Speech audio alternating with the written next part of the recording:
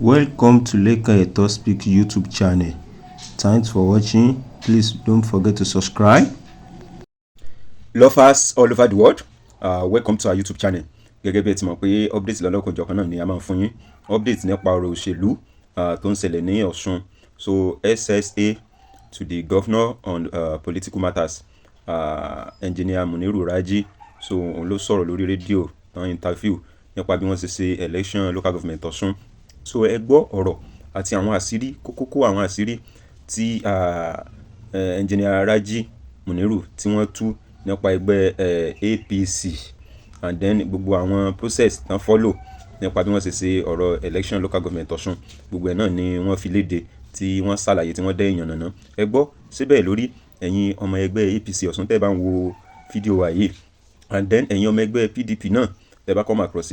fídíò yìí ṣé kò kí n ṣe wípé irọ́ ni Engineer Muniru Raji ṣé kò kí n ṣe pé irọ́ ni wọ́n ń pa and then ẹ jẹ́ ká mọ opinion tiyín lọ́dà comment section because crisis ó wà ní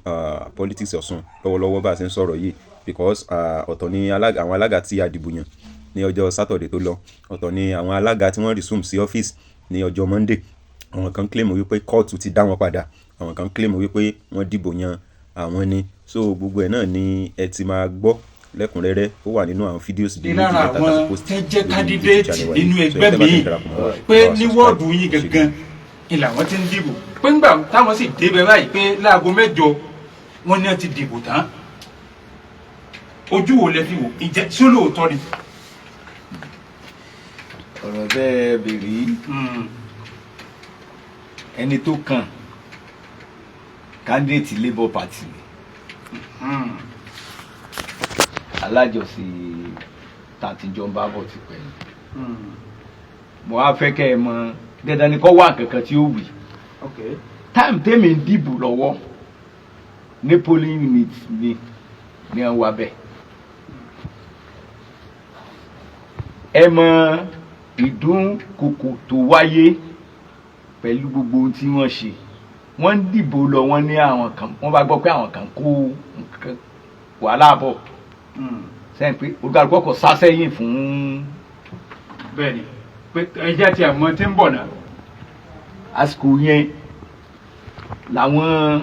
àti ẹ tí ó fẹ́ dìbò àti ẹ tí ń mójútó bò olùdarí kọ́kọ́ sáré wọ́n gbé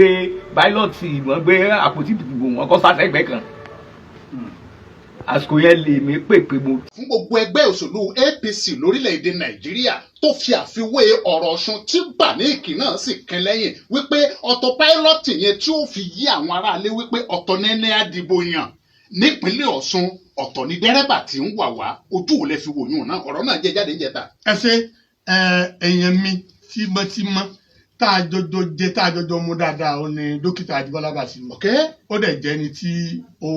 ní ọpọlọ púpọ̀. nígbà tí mo gbọ́ mo kọ́kọ́ sọ pé Basiru ò jẹ́ sọ bẹ́ẹ̀ torí ẹni tó bá ti wà níjọba ẹgẹ́tẹ̀ tó mọ̀ yí pé mínísírì kọ̀ọ̀kan o permanent secretary ní ó rè sí memo tí kọmíṣánná ó sáìn rẹ̀ tí wọ́n gbére lọ fún approval lọ́dọ̀ gọ́fúnà tó mọ̀ pé red biro gọ́fúnà òun ní accountant general àti gbogbo agency ministry tí ó rí ìṣòwò owó gbọ́dọ̀ rí o tó mọ tó fi sọ tó dẹ̀ mọ ìlànà rẹ̀ kò ní sọ̀rọ̀ ẹ̀ ṣùgbọ́n gbà mí ń bẹ ibi tẹ́ ẹ rò pé bá ọgbọ́n a máa ń bá aago ń bẹ̀ òṣèlú dẹ̀ máa ń jẹ́ kẹ́ni tó gbọ́n gan kó gọ̀ torí ẹni tó bá ní PhD ńlọ tó tún wá jẹ́ pé ó ti ṣe lọ́ọ̀yà lápẹ̀rẹ̀ débi àpẹẹrẹ tó tún wá jẹ́ pé ó ti ṣèjọba rí tó bá gbọ́ pé àwọn kan sọ̀rọ̀ ẹ̀ ń bí apalọ̀ yóò sọ fún wa pé eléyìí tẹ́ ń sọ yìí ọ̀rọ̀ tí ò nítumọ̀ ni ẹ jọ̀ọ́ o ṣé signature ọmọ gómìnà lè gbówó jáde ṣé signature àbúrò gómìnà lè gbówó jáde ǹjẹ́ signature ẹ̀gbọ́n gómìnà lè gbówó jáde these are the questions tí ẹ bá ti wá rírú ẹ̀ tó jáde níbi tí ẹ rò pé ó yẹ kó ti jáde ẹ wàá máa wọ́ndà yìí pé àṣẹ èbó lásán ló gbọ́ àṣẹ ń tá àròpó ní lórí àṣẹ kò ní nítorí ìdílé irọ́ pátá ní ṣùgbọ́n gómìnà wa Ademola Adeleke ní nǹkankan tó yàtọ̀ sí ti gómìnà àná ní òun ò kí ń ṣe maximum leader tí gbogbo àwọn tó tẹ̀lé ó máa bẹ̀rù ẹ̀ kò ń ṣe èèyàn tó jẹ́ pé tó bá ti sọ̀rọ̀ ẹlòmíì ò gbọ́dọ̀ sọ mọ́ tá a bá débi tá a ti discuss ọ̀rọ̀ àátẹ́bù ẹ̀ ní kí ló yẹ ká ṣe báwo ni ká ti ṣe báyìí ni ká ṣe àájọjọ sọ̀rọ̀ àjọjọ fẹnu kò ń tá a bá fẹnu kò sí òun ni gómìnà ó rí pé tó bá ti rí pé ó dáa yóò ṣe kí ni o yóò gbà wọlé ìyẹn ò wá túbọ̀ sí pé bóyá gọ̀mọ̀dé sọ torí tẹ́pẹ̀ ní democracy kò yan kọmíṣánná lásán SSG chief of staff tó wà ń bẹ̀ wọn ò ṣe gbẹ̀wù dání gbogbo wọn tíjọba ẹ̀ rí pé bí wọ́n ṣe jẹ́ kọmíṣánná ń sìn ìjọba ń sanwó fún mi lóṣooṣù wọn ò sanwó yẹn lásán òfin ló recognize ẹ̀ yí pé mo gbọ́dọ̀ wá hard value tí wọ́n bá wá fẹ́ ṣe nǹkan kan sí ìdábàá gbé dé executive council kò yẹ kí n lè gbẹ́nu mi kí n lè gbé falágbàfọ̀ màá ní àpín tí mo rò báyìí ni mo rò báyìí ni mo rò níta wọn ń pè ní collective responsibility nìyẹn àwọn àjọjọ rò ó àwọn àjọjọ fẹnu kò pé báyìí la fẹ́ ṣe o báyìí ló dẹ̀ dá ara rẹ̀ ló fà á tí wàá báyìí tá a fi ń tákù àwọn tí wọ́n bá Arẹ́gbẹ́ṣọlá ṣèjọba níjẹta tá a jọjọ wà ń bẹ̀ tí wọ́n wá tó ṣe tẹ́ tí wọ́n wá ń wí nǹkan míì tí ẹni tó ṣe gómìnà náà wá ń pera rẹ̀ ní reluctant chief of staff irú èèyàn wo lọ jẹ́ nígbà tó wà ń bì nǹkan tó sọ sí tó mọ̀ ń pa rẹ̀ tó wá dẹ̀yìn tó ń lọ gbẹ̀yìn bẹ́bọ jẹ́ ó mì í pé irú ẹni bẹ́ẹ̀ kò níbẹ̀rù Ọlọ́run kò dẹ̀ jẹ́ni tó lẹ́rìí ọkàn irú àwọn táwọn Ademola Adeleke ṣiṣẹ́ sìn gómìnà fún wa ní free hand mo ti gbọ́ bẹ́ẹ̀ ní kọmíṣánná ẹ̀dẹ̀ fún lẹ́sì mo rántí pé ẹ̀ fún lẹ́sì ẹ̀ níbòmí jẹ́ ìyọ́ ti wá síbí o. mo fẹ́ máa ká ó tètè pẹ́ lẹ́nu mọ́ gbogbo àwọn kọmíṣánná wa pátápátá kò sí ìtó jẹ́ education. ti ń bọ̀ láti wá di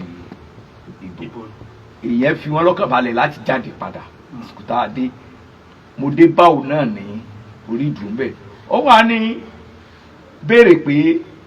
kí ló dé tí wọ́n fi sáfẹ́mi ara wọn tí wọ́n fi kíní pé pilot yẹn ti di àwọn yẹn tá dìdá wọ́n sì sọ fún àwa táwọn ti dìbò ni wọ́n ń fi ìka wọn hàn lèmi wá fẹ́ dìbò ní fi ń complain ṣe wá rí láti cover up ara rẹ̀ ni ó dìbò senator ní 2023 òun gangan ni candidate polling unit rẹ̀ oríbò 5.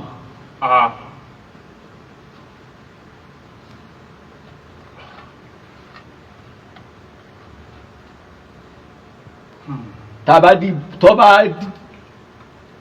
but láti cover ara rẹ̀ mo máa ń tẹnu mọ́ kinní kan pé púpọ̀ àwọn olóṣèlú kan bẹ orí social media ni a ti máa ń pariwo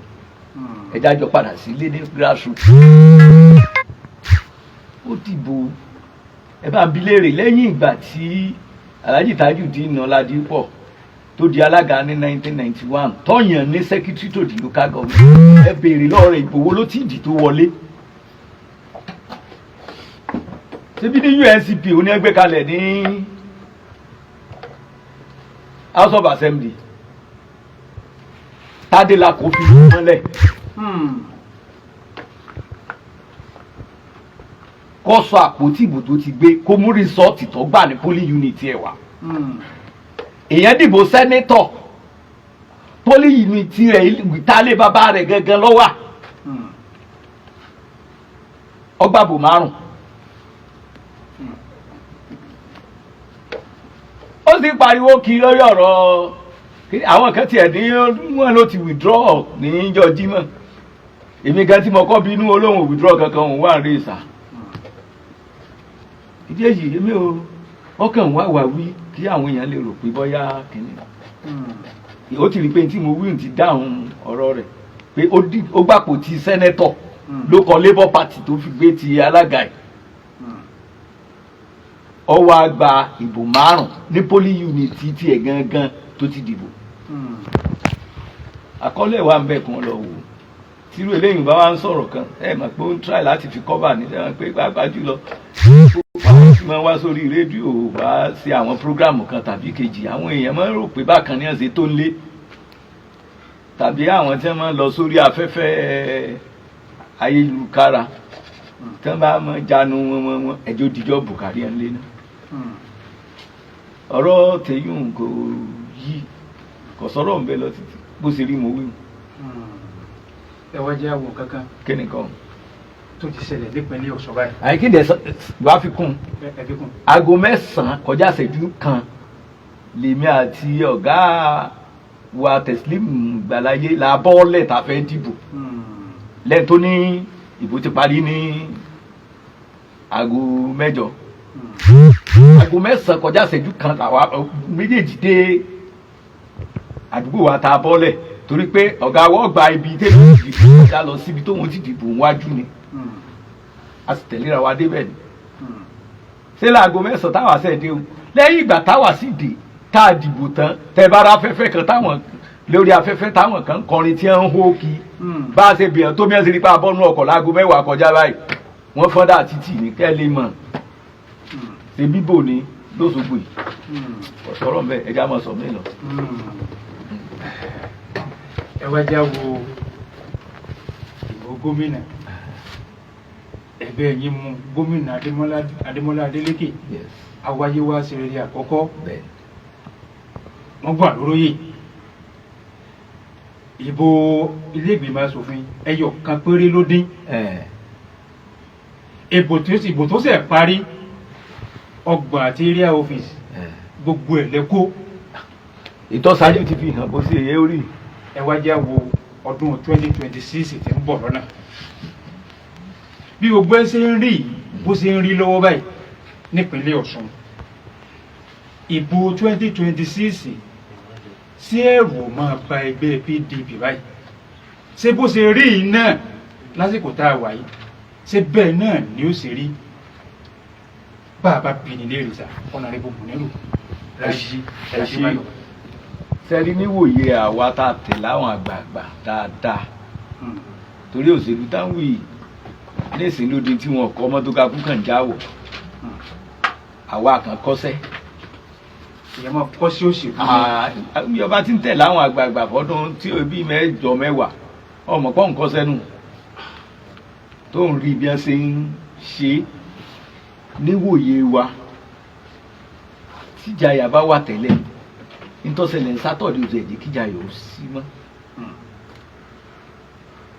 a dúpẹ́ lọ́wọ́ gbogbo ìpínlẹ̀ Ọ̀ṣun pé wọ́n dúró ti gómìnà.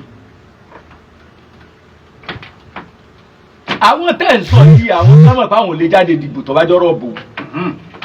federal might wọ́n gbọ́kànlé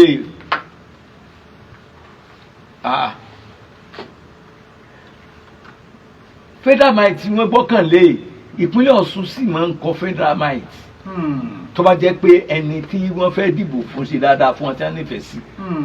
ní 2017 2014 wọ́n kájá wá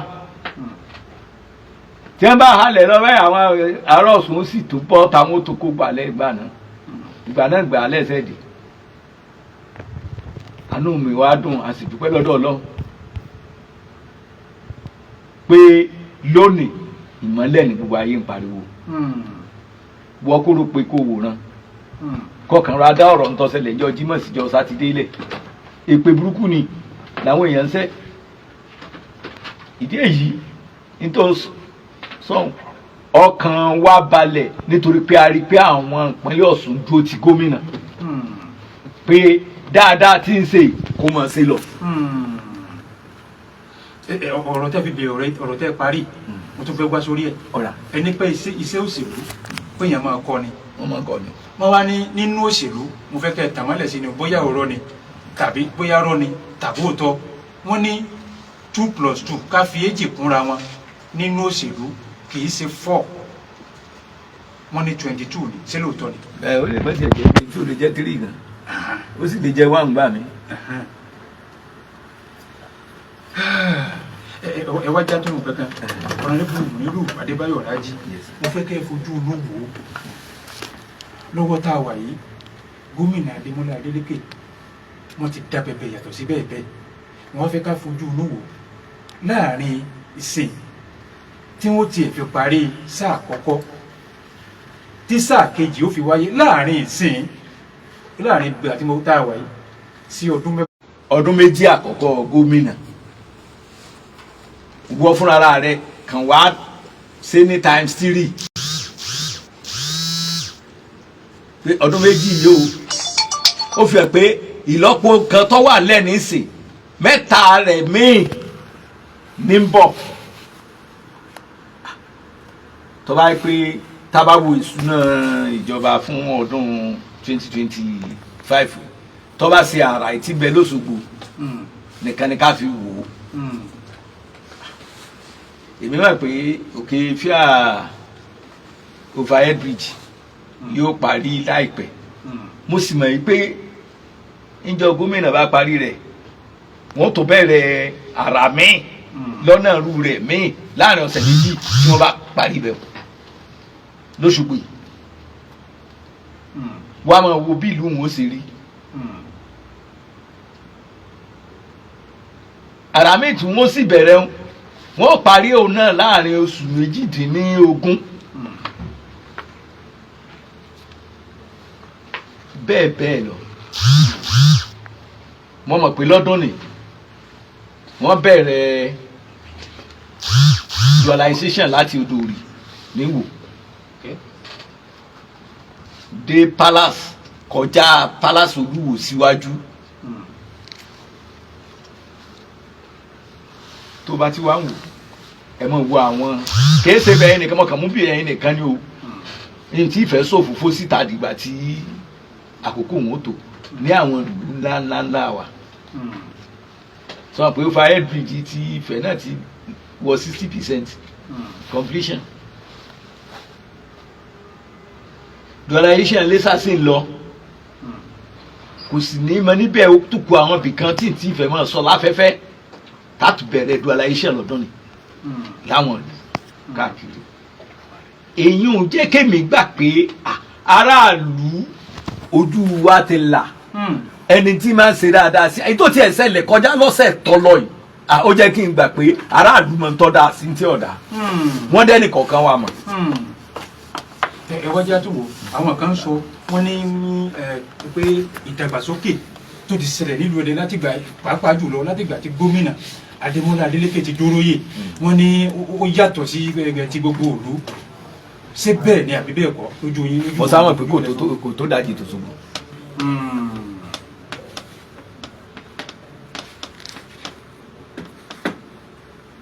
àbí kò tó dájì tó ṣubú kò sì sí ẹni tí ó ti gbàbẹ̀ kọjá tó yẹ pé gómìnà àná náà ń ṣe báwọn ni ìlú yóò ti yàtọ̀ ìwọ náà ṣàkọjá lu ti gómìnà àná ó sì rí bó ṣe rí orí ntọ́dánwò dàbẹ̀ ìjẹ́dà lọ́bẹ̀ lé mẹ́ta wọn dà jẹ́ àfihàn lẹ̀ aráàlú mọ tí wọ́n ń ṣe. 091. ó rí pé mo ti dáhùn pé gbogbo tí wọ́n ṣe o kì í tí kọjá kì í tó dàjì ní tí wọ́n ṣe ṣùṣùgbò. ọ̀ya jáwọn sọ̀rọ̀. 091301049 08093331049. hello. orúkọ yín àti ibi tí a ti ń pè. ìbéèrè yín.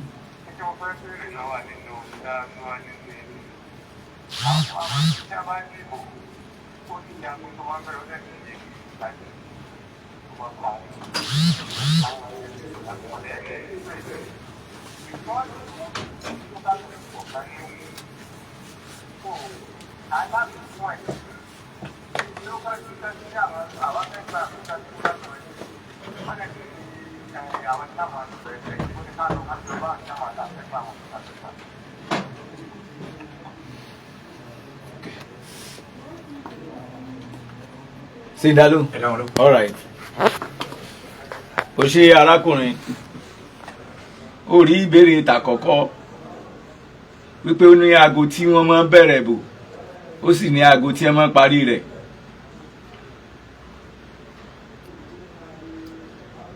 ó máa rí bẹ́ẹ̀ ó wà láyé ńgbà wọ́n dìbò ti stéètì gangan ní Kogi state sọmọ yago tí wọ́n parí gbogbo ìjẹsìn ní òkè ní àti gangan àbí ta ló fẹ́ kẹ́mi wọn sọnù èyún ní èkejì tó béèrè lórí resort local government ó sẹ́ẹ̀kì ló lè dáhùn èyún méèsì ó sẹ́ẹ̀kì òṣìṣẹ́ gómìnà lèmi béèrè sí ọ̀dọ̀ àwọn sẹ́ẹ̀kì wọn fún ọ tó bá ti nílò rẹ̀ ẹ̀kẹta ó rí pé ó fẹ́ gbàwé local government wọn ò jọ gbàwé yẹn náà lẹ́ẹ̀ fi sọ fáwọn tí ń dabẹ̀ ẹrú tó rọ́ọ̀sìṣẹ́ kan tí ó sẹ̀mí ara ẹnu sí tá a bá ní alága ń ṣiṣẹ́ lọ àwọn alága ti bẹ̀rẹ̀ ẹsẹ̀ ṣùgbọ́n alága kí ó fọ́n wé tí wọ́n fẹ́ gbà àwọn òṣìṣẹ́ tí wọ́n jẹ́ bí rẹ tó jẹ́ bí tèmi tí wọ́n wà ní káńsù ni wọ́n ṣiṣẹ́ àwọn èèyàn yín sì láwọn ti gba káńsù àwọn yẹn ò sì fẹ́ kú ìdí èyí iṣẹ́ ìtọ́bàjẹ́ mọ́ ìtí alága nílò àwọn tí ó sì wọ́n mọ bí wọ́n ṣe ń rán alága sí ìṣiṣẹ́ lọ́jẹ́ ẹ̀yin ni ẹ wá bẹ àwọn èèyàn yín tẹ́lẹ̀ àwọn gba káńsù kún ó kóra wọn kú òun bẹ́ẹ̀ kẹ́ lè rí ìwé tẹ nílò gbà.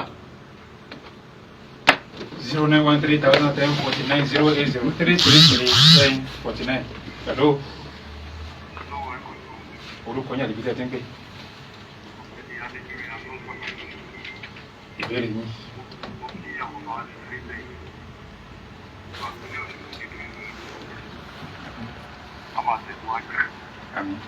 Bí gbogbo ẹ̀ ṣe lọ ní ìpínlẹ̀ Ọ̀ṣun yìí, mo láìkí nǹkan sí gómìnà tó fi ta ní àná. Ìfá tó múnú mi tó kàn pé ìjọba yìí kò yẹ ká mọ̀ pé ń tẹ̀lé. Ṣùgbọ́n a rí wípé bí ìjọba ṣe ṣiṣẹ́ tó, ìfẹ́ rọ bàbá tó wà nílé gbogbo ṣe ó bá wa rọ gómìnà wa. Bàbá jùlọ nípa ìṣòro ọba wa ṣe ọ̀rọ̀ àwọn títà láti ní kán bá wọn. Wọ́n lè bá wa fi pa ẹnu àwọn ìjọba wa sí kí wọ́n pariwo ìjọba lè bá wọn lẹ́nu torí pé ètò ti láti ti gbà ẹ̀ pé ìjọba yìí kan fi wọn lójú gbẹ́sí láti rí torí ọ̀rọ̀ ti pọ̀ lórí ẹ̀ ìyá àtúntò àfihàn yìí tó kí bàbá kí wọ́n ṣe rí bẹ́ẹ̀ jẹ́ gómìnà fún alábàtọ̀ lórí ọ̀rọ̀ ìṣèlú tó gọ́mọ̀tò tó ti wọn lọ́wọ́ lọ́rùn fún ìpínlẹ̀ Ọ̀ṣun ní rọrùn àjẹ́ ọkàn wọn balẹ̀ ní ìpínlẹ̀ Ọ̀ṣun ìjọba yìí yóò mọ̀ rí.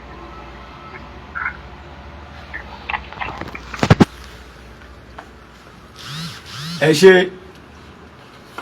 mo fi lọ́kàn balẹ̀ pé láìpẹ́ ṣe rí gbogbo bí àwa tí a wò wípé yẹ kí ìjọba kí a ti ṣètò àwọn tíṣà gbogbo alárí tó ṣẹlẹ̀ bá a bá fẹ́ gba òṣìṣẹ́ àárùnú owó tá a san gbogbo bá a ṣe pariwo minimum wage wọ́n ń gbé ńgbà yẹn lónìí ní orílẹ̀-èdè Nàìjíríà ọ̀dà ń pè ìpínlẹ̀ kan so ní tébù rẹ̀ fẹ́ẹ́ jọ tiwa inú gbogbo òṣìṣẹ́ ló ń dùn àwa fẹ́ wò ó lóṣù mẹ́ta torí bàbá ti gbà yàn ló ti bẹ̀rẹ̀ owó gbígbà káwa wòye èèyàn tá a lè gbà tá a mọ̀ sanwó tí ò ní dídàgbàsókè lọ́wọ́ tí ò sì ní jẹ́ pé àájẹyàn lówó Ọlọ́run ní jẹ́ kíjọba tí a yóò ṣe tí ò sì ní dí àwọn gbèsè tá à ń san sẹ́yìn pé mo máa ń sọ àwọn gbèsè kan bẹ́ẹ̀ tó yẹ kó di 2030 kó tó tán from the source wọ́n ń yọ gbogbo ẹ̀ là ń wò ọ̀gá wa sì pinnu pé òun ò ní yáwó ṣùgbọ́n mo fi dá yín lójú pé interview tá a ti ṣe ó ti wà ńlẹ̀ akẹ́yẹ̀wò òjijì ẹ̀ kàn gbọ́ wípé wọ́n ti ń pín lẹ́tà fún sẹ́yìn pé méjì làwọn èèyàn ń béèrè tẹ́lẹ̀ ìmọ̀lẹ̀ cops àti tíṣà tìmọ̀lẹ̀ cops lọ báyìí a ti fowó ìmọ̀lẹ̀ cops kún káwò lóṣù mélòó kan náà ká tó wá fi ti tíṣà náà kún ẹ fọkàn balẹ̀ láìpẹ́ wọ́n bẹ̀rẹ̀ sí pé wọ́n. 0913010490803331049 hello.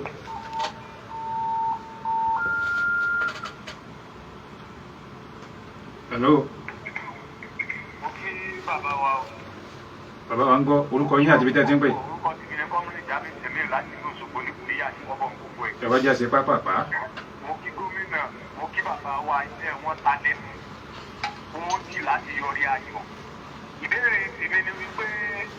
àwọn alága tuntun bí wọ́n tẹ̀sẹ̀ jẹ̀. Tọ́wọ́ wọn lálókẹ́sàn ó máa dé sí ni àbíbo lálókẹ́sàn wa ó máa dé sí torí àwọn aráàlú lálówó. Ọ̀dọ̀ ta lówó wá ọmọdé tí wọ́n fi lè máa bá àṣìṣe takuntakun tí wọ́n ti ní ìpínlẹ̀ Ọ̀ṣun. Béèrè mi nù. Ó yẹ mọ̀ pé ìjọba àbílẹ̀ náà lówó ń lọ báyìí direct ni wọ́n mọ̀ sanwó sọ́dọ̀ wọn. Lovers all over the world lérò pé ẹ farabalẹ̀ wo fídíò wa yìí tẹ́ bá farabalẹ̀ wo fídíò wa yìí ẹ bá wa subscribe ẹ jọ̀ọ́ ẹ bá wa likes ẹ dẹ̀ bá wa comment so I really appreciate the support yín so far So we love you all. Thanks for watching.